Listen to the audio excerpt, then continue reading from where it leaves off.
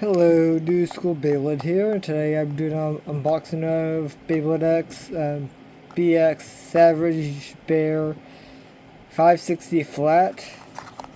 This is actually cool since it's the one that I was expecting to see Hasbro make, but yeah, at least in this color. But yeah, let's get this open.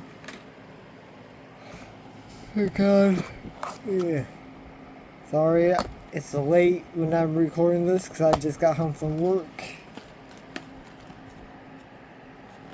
And you probably be seeing this, I'm not sure, maybe Monday, Tuesday, I'm not sure yet.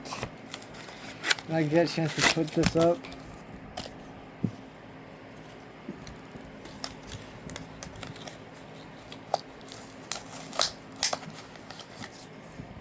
And there's SavageBear. QR code. I actually really like these all orange berries.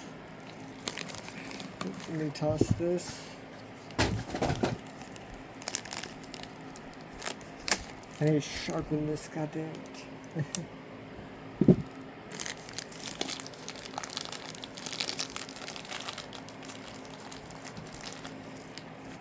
560, gorgeous orange for this,